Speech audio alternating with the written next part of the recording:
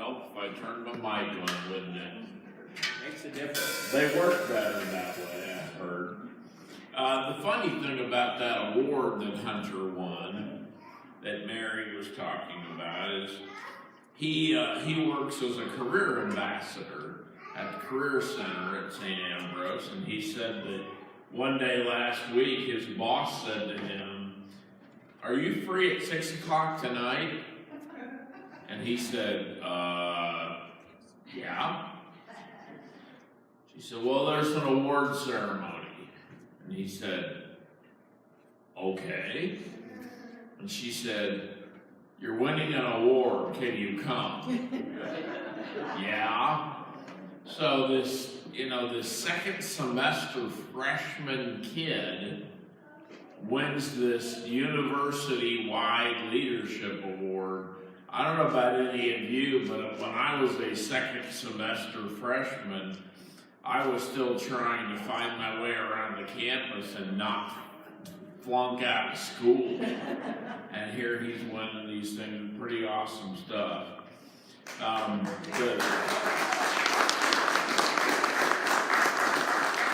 If you didn't see the picture, it was hysterical. His boss is 5 foot nothing. And it's like this tiny little person standing next to Andre the Giant in the picture. She comes up to about here on him. It's very funny. So I want to welcome everybody on Facebook. Glad that you are joining us, whether it's live or whether it's later Sunday or later in the week. You can watch the video on Facebook. Usually by Monday or Tuesday, it's posted to the church website. Just continue to share that and continue the outreach that really powerful and amazingly free outreach allows us. So, often I start with a kind of humorous story about myself. Well, this is a story about me. It's not terribly humorous, but it really struck me this week as I looked at who we were talking about. Back in the day when I was a new father, relatively new husband, and a struggling neophyte Christian who was struggling. I was struggling with life. I was struggling with where I fit in to life. I wrestled with, frankly, darn near everything. And to be honest, came somewhat close to kind of wrecking my family over it. And I wanted to find my place. I needed to find my place. And so one day, out of frustration, as I tried so hard to strengthen my faith, I cried out to God. And I asked God, I frankly begged God to strengthen my faith and give me a direction before it was too late. As I continued to do that, this one image kept popping into my head over and over again, and that was talk to Jesus face to face. Like you really believed that he was a real person who wanted to guide me, who wanted to love me, who wanted to welcome me home, so to speak. So every day, intentionally, I started to do this one thing. I would recite the Lord's Prayer several times a day, out loud, by myself. I don't even think Joanne knows about this, but I would be by myself and I would recite the Lord's Prayer out loud. But the one key thing I added to that, I call it a ritual, but it stopped being a ritual and it started being a real thing for me. What I added was that I focused hard on imagining that Jesus was right in front of me, face to face, flesh and blood, sarx, as the Greek would say, looking me square in the eye the whole time. That's what I pictured as I recited the Lord's Prayer. That I wasn't just saying it because I could hit the play button and spit it back out, but I was actually standing face to face, looking him in the eye and saying this prayer directly to him. At first it felt like an exercise in futility, because I felt like, this really isn't working, but I kept with it. And over time, I began to get more and more comfortable with it, until I actually had this sense that what I was imagining in my head was not imagining, but was very, very tangible. It began to take on exactly the feeling that I had hoped it would and that God had pushed me to pursue. And that was a major turning point in my faith and in my life. I had spent months seeking God's will and his wisdom by specifically seeking the face of Jesus Christ. And in the end, I found it. And by finding it, I found so much more than I imagined I would find. And since that revelation, my faith and my connection to my family, to life, they've all just grown exponentially since then. Hang on to that notion, because we're going to get back to that a little bit. But last week we started a new series, talked about great heroes, both men and women of faith, as recorded throughout the Bible. There are a ton of them. You can find all sorts of examples of these great heroes of the Bible. However, there are lots of biblical characters who are easily overlooked and yet should be regarded as heroes, not necessarily because they did extraordinary feats like parting the Red Sea or anything like that, but because they simply chose to stand on the correct side of history. They chose to align themselves with the promise made to their ancestors, and they chose to spread the news of God and Jesus Christ. So with all that in mind, we're spending a few weeks here considering the lives of a handful of these unsung heroes and how significant they were to their time and their generation, but also to our time and our generation. Last week, if you were here, we started in the Old Testament with a woman named Rahab, one of the working girls in the county jail, Rahab of Jericho. Today we look at another Old Testament character, another unsung hero of the Old Testament, a man named Jethro.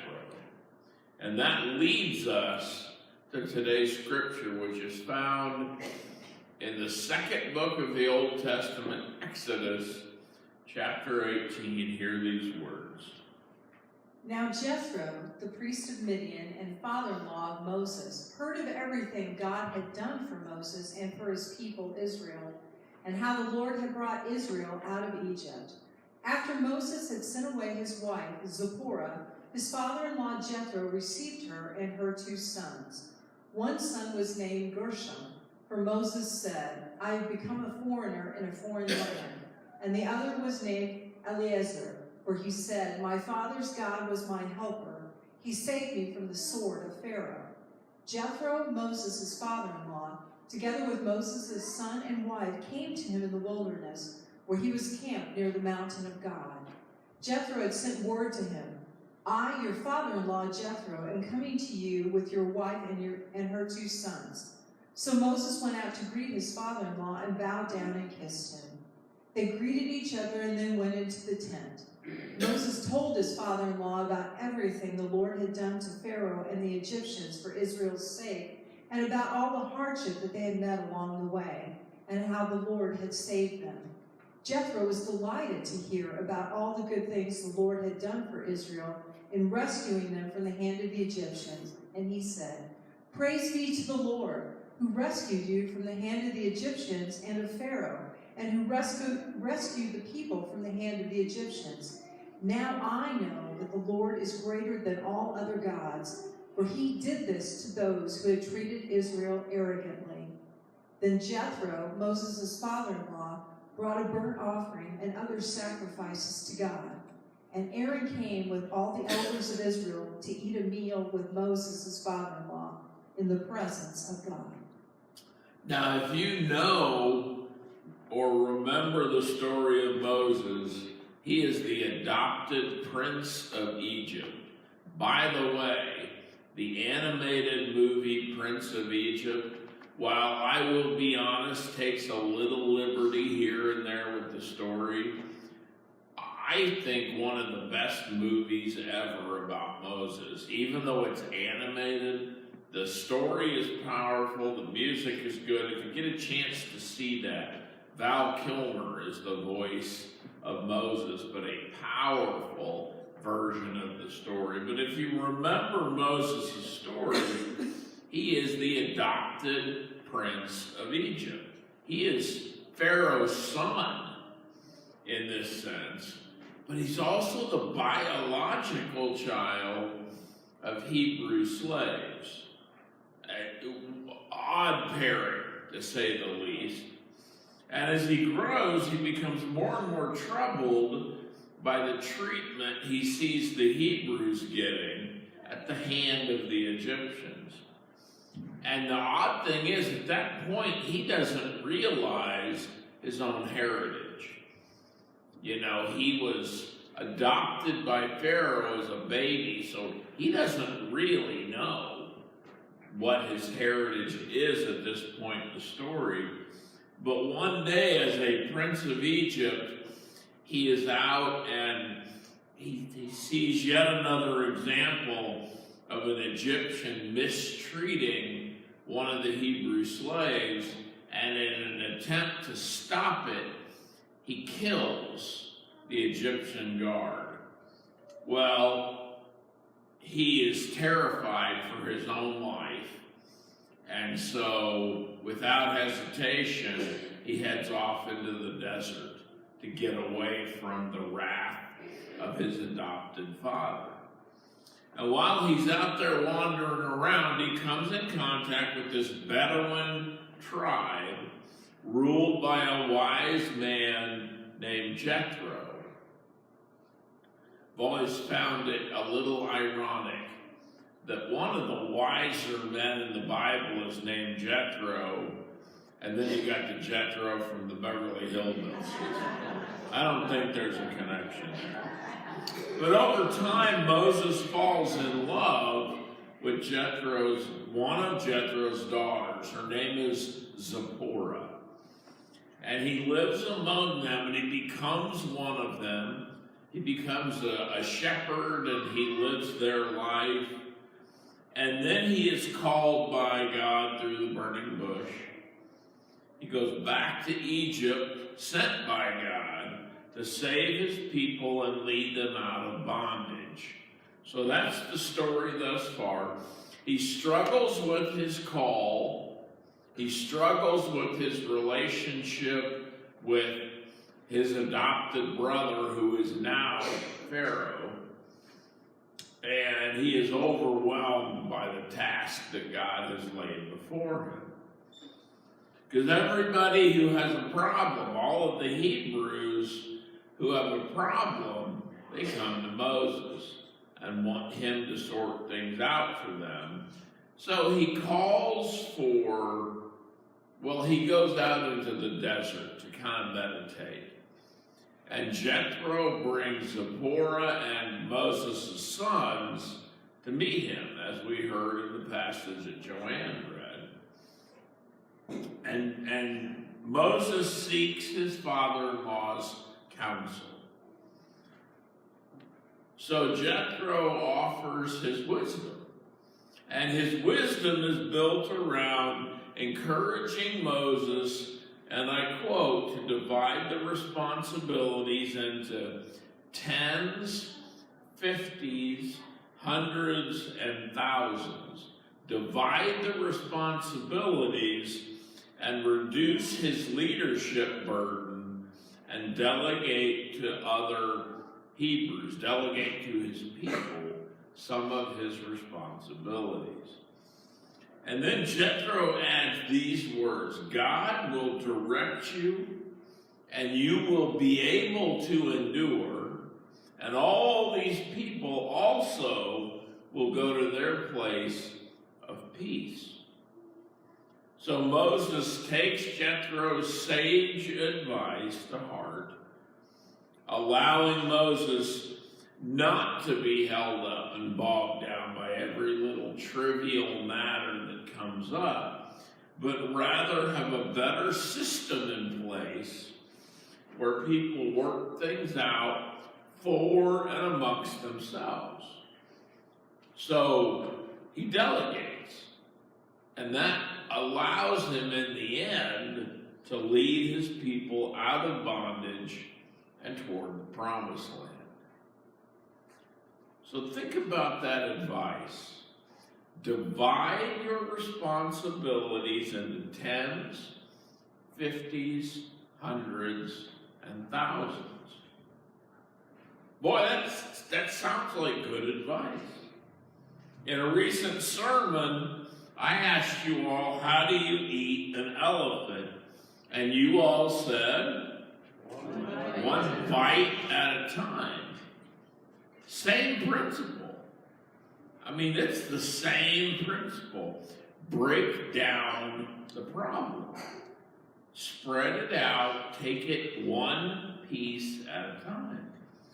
When faced with a large, daunting task, first thing you do, according to Jethro, is ask yourself, how can I break this up into more manageable pieces?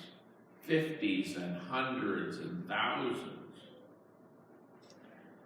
So, it always makes me think of among odd things, of Ronald Reagan. And you go, what? Whether you like Ronald Reagan as a president or not is not the point. It's kind of irrelevant.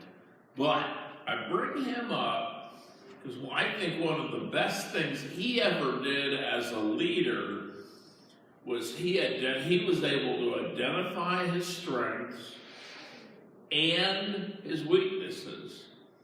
He knew what he was good at, and he knew what he wasn't good at. Clearly, Ronald Reagan's greatest strength was as a communicator. And the guy was an actor, right? So he flourished in that role. But he also knew that he had weaknesses. So he surrounded himself with people who were good at what he was deficient at. And again, I'm not asking you whether you liked him or not, or to judge him in the history of presidents. That's just my take on his management style. That's very much the model I have tried to take as the spiritual leader of the churches that Joanne and I have served. I pretty much know my spiritual gifts and graces. I also know what I'm not so good at. I know what's not prominent on that list. Therefore, I don't need or want people on staff who can just replicate what I do. I don't need people on staff who simply always agree with me. I need people on staff who can bring their own gifts and graces, who can bring their own opinions, their own thoughts, their own passions to the table. And I don't know about you, but I feel that that's one of the strengths of this church, is we have a staff that is exactly what I just described. A diverse group of people. Each one brings their own gifts and graces. They're not afraid to say to me, like at a staff meeting, you know, I don't agree with that. I think there's a better way to do that. And I love the notion that that's how we work together. So all that leads to this question. What are you struggling with right now that seems insurmountable? Maybe right this moment you're not, but we all do. We all hit those roadblocks, they kind of feel like dead ends where you just can't seem to get, the wall is too high. It can't climb over it. What is it in your life that might seem insurmountable? What is it that represents the mountain that seems like it's blocking you from moving forward? Whatever it is, seek wise counsel. Maybe there's somebody in your life that you have great trust in, who you think would be a good person to seek counsel with about this thing. Or maybe you just are called to avoid the middleman and go straight to God with your concerns and seeking your wise counsel. I am convinced that whichever approach you take, whether you go to another human being or whether you go straight to God, eventually you're going to God either way. But what is that insurmountable thing, and who can you go to who will help you find some perspective in that sense, because you know they have the experience?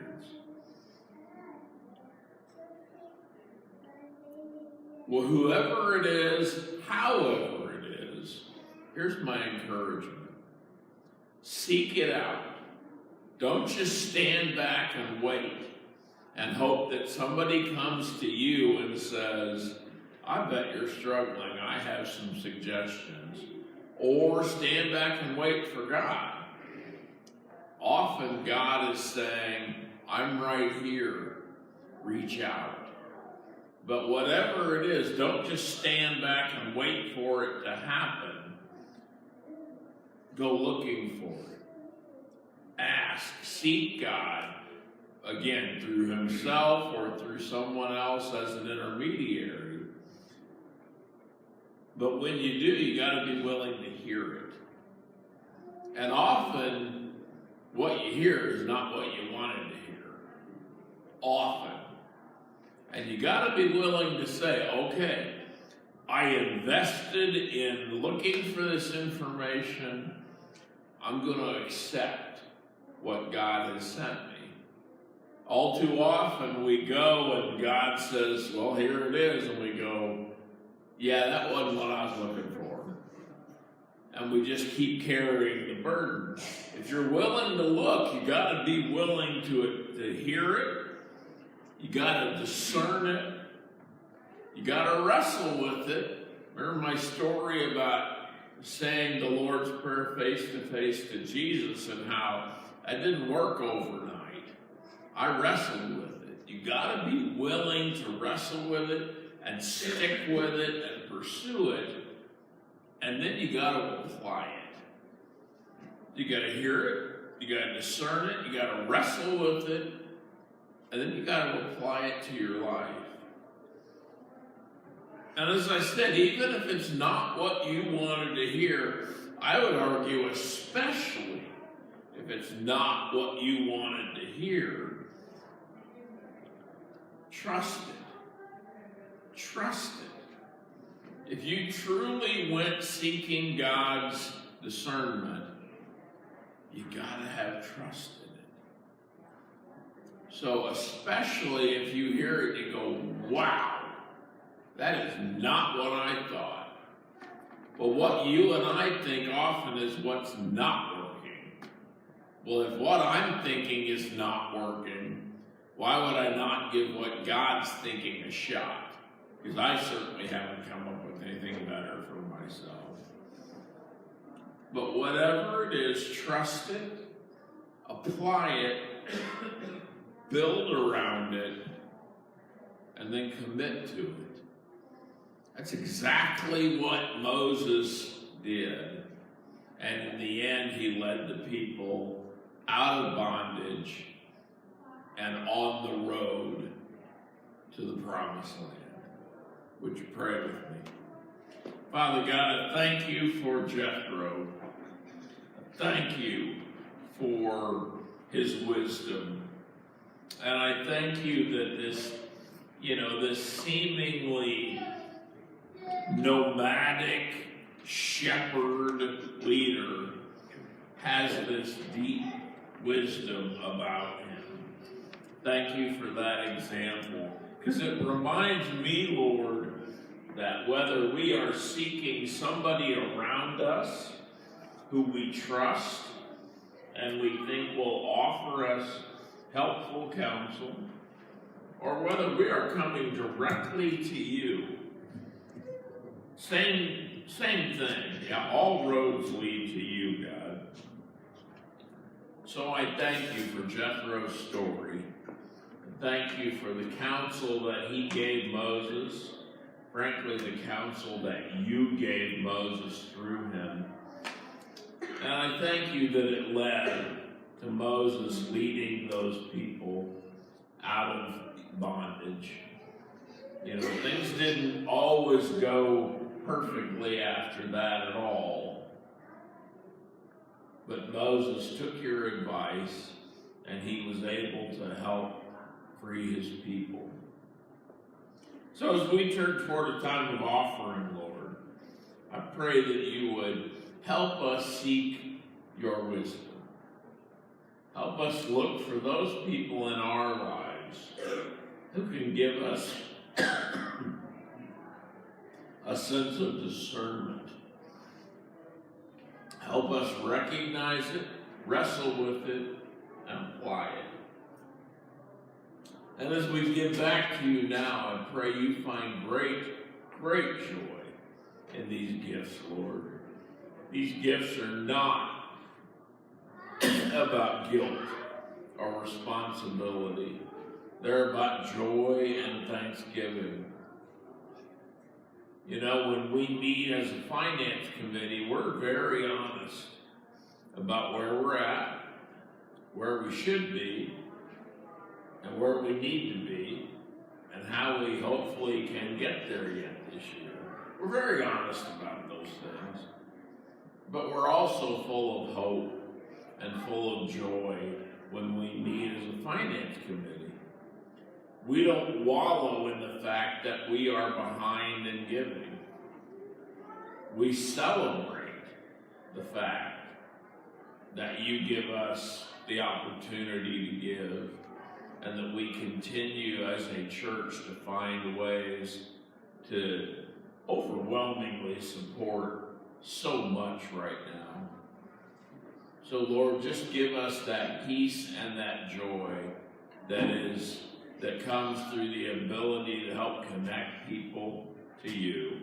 For it is in your name that we pray this day and every day. Amen.